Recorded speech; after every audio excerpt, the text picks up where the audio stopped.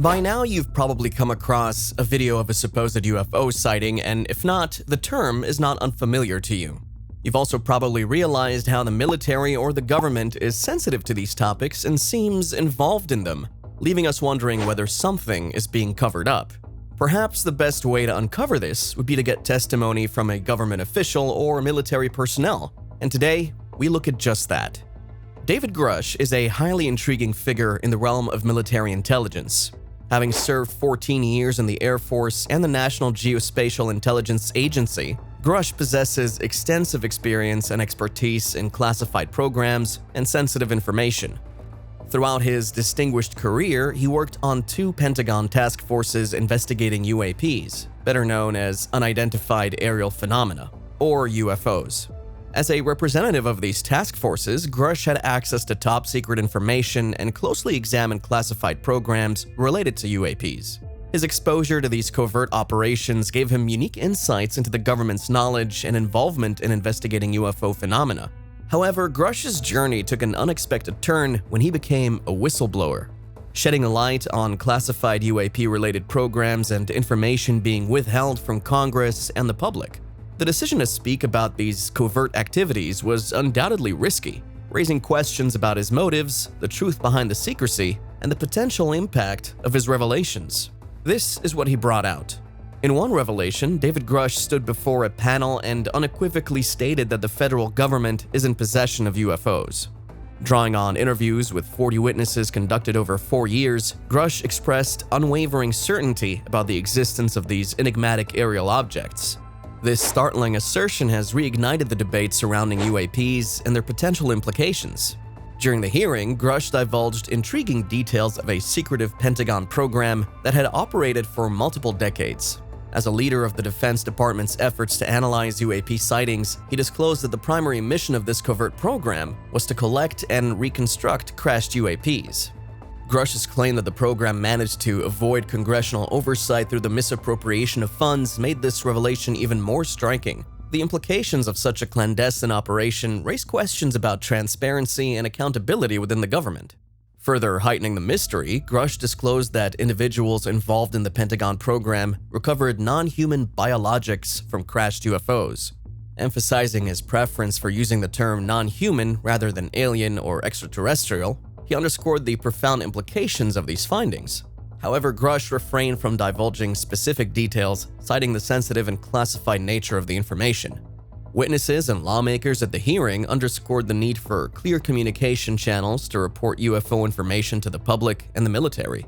Ryan Graves, a former Navy pilot, expressed concern about the lack of adequate briefing on UAP encounters for military pilots, which left them ill-prepared to respond.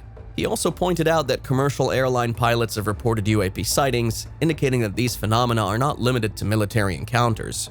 To address these concerns, witnesses and lawmakers advocated for establishing a comprehensive reporting process for unidentified object sightings, encouraging a more proactive approach to investigate these mysterious events.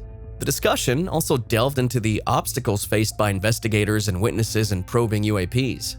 Several witnesses highlighted the stigma associated with reporting UFO sightings and the alleged harassment experienced by those who work to investigate them. The fear of professional repercussions was noted to be a significant deterrent, compounded by recent government claims questioning the credibility of eyewitness testimony.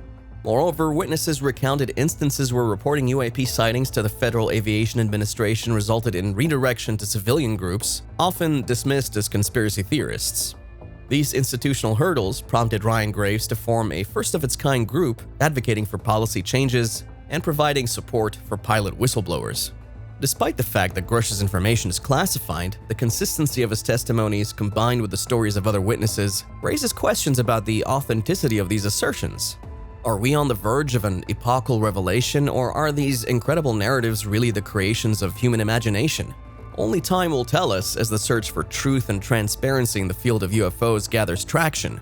But what were these other encounters? Among the most remarkable testimonies were that of David Fravor and Ryan Graves, former Navy pilots who recounted their encounter with an unidentified oval-shaped object off the California coast.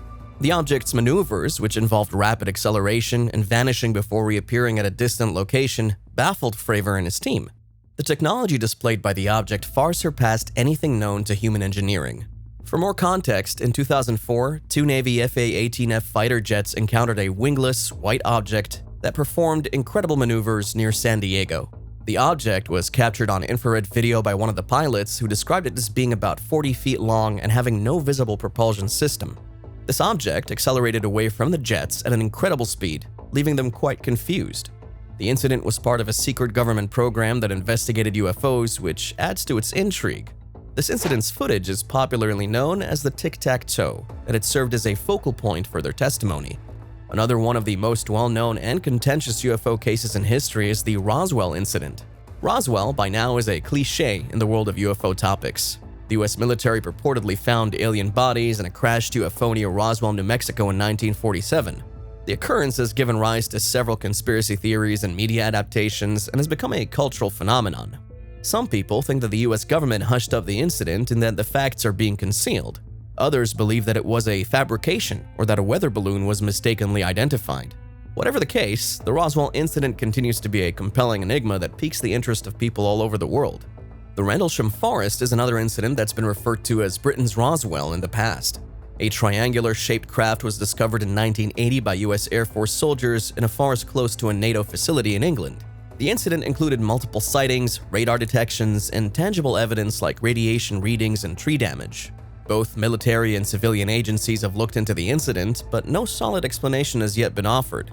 Others assume the episode was a hoax or a mistaken identification of a natural phenomenon, while some people claim it was produced by alien visitation or top-secret military technology.